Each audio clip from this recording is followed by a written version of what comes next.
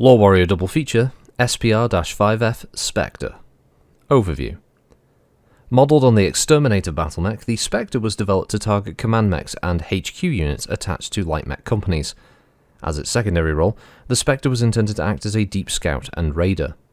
In June of 2639, the first Specter rolled off the assembly line at Norse Technologies and began 6 months of intense testing. By April of 2640, Norse Technologies delivered the first combat-ready model to the SLDF. Capabilities. One of the fastest mechs ever produced, the Specter fulfilled all of its missions with great success. The engineering team at Norse Technologies used the Magna 245XL engine to give the Spectre a maximum speed of more than 118 kph and added jump jets that allowed it to jump a maximum of 210 meters. To help the Spectre perform its deep recon and raiding missions, the Norse Technologies design team gave it the same advanced stealth systems as the Exterminator and added one other. The Spectre's design included a chameleon light polarization shield and special heat baffles in the mech's feet, making it near impossible to detect. For added protection, the design team even added Guardian ECM that enables it to jam sensor systems of any enemy mech. The Spectre's armament is as impressive as its stealth. The Northwind large laser is the mech's primary weapon, backed up by 2 medium lasers and a small. Though critics of the Spectre argue that the weapons mix is too light to be effective, simulated combat tests consistently showed that the Spectre's laser array was more than adequate to do the job for which the mech had been designed. To compensate for the intense heat of multiple laser weaponry, 11 double heatsinks keeps the Spectre cool on the battlefield. Once it joined the arsenal of the SLDF, the covert nature of its missions denied it the usual press coverage afforded many other mechs. All records of the Spectre were believed lost with the fall of the League, until September of 3048 when rumours started spreading throughout the Innisphere that the mercenary unit McCarran's Armoured Cavalry had found a Star League base and several lost tech mechs on its homeworld of Menka. At about the same time, the mercenary unit Storm's Metal Thunder began raiding Marek border worlds in mechs that few experts could recognise from Star League-era records. Neither McCarran's Armoured Cavalry nor Storm's Metal Thunder have admitted to deploying vintage Star League mechs, including the deadly Spectre. Deployment.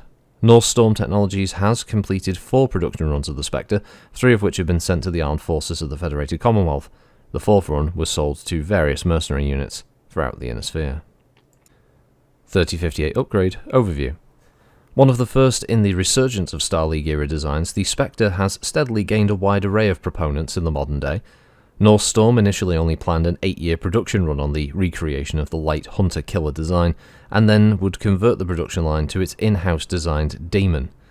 However, the design proved so popular within the Federated Commonwealth and later other houses during the Second Star League that Norse Storm decided to extend the production run for another 10 years and began to release variants of the production model. Capabilities. Unable to duplicate the stealth capabilities of the Star League model, the production SPR-5F model is still impressive by modern standards. A Guardian ECM suite mixed with radar-absorbing armor plate with heat baffles reduces the signature of the mech far below the norm, but it's still a far cry from the original light polarization shield and the more advanced baffles that the vintage machines carried. The Spectre's armament is an efficient mix of standard, proven laser technology. Though outdated even by the Star League, their ruggedness and favourable damage to heat ratio were natural choices. The large laser provides a solid punch against the often fragile commanders of light battlemech companies. Backing up the large laser is a pair of mediums and a small laser for point-blank engagement. Deployment. Since reintroduction in 3053, Norse Storm's Spectre has become a linchpin in the handful of light battlemech units inside the Lyran Alliance armed forces. Often paired with a Talon, these smaller units were sent behind enemy lines on many occasions during the Fedcom Civil War to raid and conduct deep reconnaissance. Many mercenary units who fought for the Loyalists during the war were rewarded by being allowed to purchase this mech, and those who did often did so a lance at a time.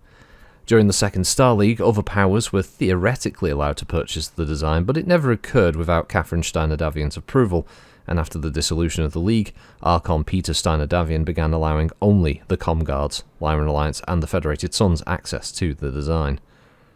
The 5S has been deployed mostly with the McCarran's Armoured Cavalry mercenary unit, and only a handful of the original production Spectres are in service, with the original working null signature system and the chameleon light polarization shield. These are solely in the hands of Storm's Metal Thunder and McCarran's Armoured Cavalry, and other than the occasional spotting by opposing units, Their existence is always denied. However, during the recent fighting between the 4th Armoured Cavalry and House Davian's troops on Ares, several wreckage of unmarked vintage Spectres have been found after a particularly pitched battle. Variants. North Storm opened communications with Shangli Arms at the behest of Catherine Steiner Davian in an effort to gain access to House Lau's stealth technology. After several years of intense negotiation resulting in a contract that filled several bound books, confident they'd managed to gain access to the technology, despite the mammoth price, such as the agreement to ship the entire first production run of a new stealth variant for a song, Shangli signed on the dotted line. A half-year into production showed them the error of their ways when all attempts to read the software containing the technical data resulted in failure, and after a furious CEO contacted Shangli Arms directly and several more months passed as a bevy of lawyers went over the contract line by line, it became apparent that Shangli Arms had managed to pull one over on North Storm. Specifically, there was no stipulation saying that the language that the specifications were to be provided in, which in practice turned out to be an obscure and ancient Han dialect, and unable to break the contract and secretly hoping to use the time and access to obtain the data regardless, North Storm went ahead with the variant with Shangli Arms scientists on hand to assist. The 5S trades 2 medium lasers for a medium pulse, along with the incorporation of stealth armor. The second variant, the ST, is a bit more extensive in changes. Changing all weapons to extended range models, it removes the small laser and the jump jets. The free tonnage is dedicated to an advanced targeting computer, whose technical data were donated by Catherine Steiner Davian, and a mask system to compensate for the loss of its jump jets. So, mass 35 tons, chassis is a Norse XT Light Type AE Endo, power plant is the Magna 245XL with a cruise of 75 and a max speed of 119 kph. Its jump jets are Hildco Model 11C with a jump capacity of 210 meters. Its armor is Starshield Light, and armament is a single Nightwind large laser, 2 Defiance B3M medium lasers, and a single Defiance B4S small laser, manufactured by North Storm Battlemechs Incorporated on Loxley. Communication systems is the AR-12 sheathed directional beacon, and targeting and tracking is the DLK-type phased array sensor system with Norse Guardian ECM suite. This translates to a mech that's capable of walking 7 and running 11, jumping 7, with 22 heat dissipation provided by 11 double heat sinks. Its armor is 9 on the head, 17 on the CT, 5 on the rear, 12 on the right and left torsos with 4 on the rear, and 12 armor on the arms and 16 on the legs. The large laser is in the right arm, the 2 mediums are in the left arm, the small laser in the head, Guardian ECM located in the right torso, and the jump jets spread generously and liberally across the CT, right torso, and the legs. Oh, and the left torso as well. It's, you know what, it's not a bad looking mech. I don't mind the Spectre, it looks kind of cool. It's also one of those mechs that apparently has everything and somehow keeps within 35 ton and is apparently a murder machine, a bit like the Exterminator really. They're more fluff than what I'd imagine would actually be effective in the role. The idea that both this and the Exterminator somehow kind of like crunk style, like stealthed around a battlefield, because you remember it's a mech. I mean, regardless of putting baffling technology on the feet, it's still going to make like a sound as it crunches earth underneath, or at least massive fucking footprints as it goes around. Somebody around is going to go, is it me, or is there just like a really weird mech-shaped heat haze over there kind of thing? But apparently Battlemech commanders would just be sat in their mech, just, I don't know, eating a sandwich, drinking a coffee, and it's like, oh, my spine, as they get fucking lit up by, point-blank laser fire. But, it's fluff. It sounds cool. It's like animes, isn't it? Where it's like, oh my god, it's a stealth mech. It's like a fucking stealth Gundam has backstabbed somebody, and like something stupid like that. How did they not hear them coming, kind of thing? I don't mind it. It's cool, and it makes a lot of sense in the sense that it's got all like laser technology, so it doesn't have any ammo reliance. It's relatively quick. 7 and 11 for a 35 tonner isn't bad, especially with the jump jets as well. More than enough heat. Obviously, there's a lot of people who decry the XL engine. Oh no, no, not an XL engine. I refuse to use an XL engine. It's like just go with it. It's not that bad. There are reasons for these things existing. It's so you can have all the nice stuff. I like the little idea of North Storm getting screwed over by the Capellan company.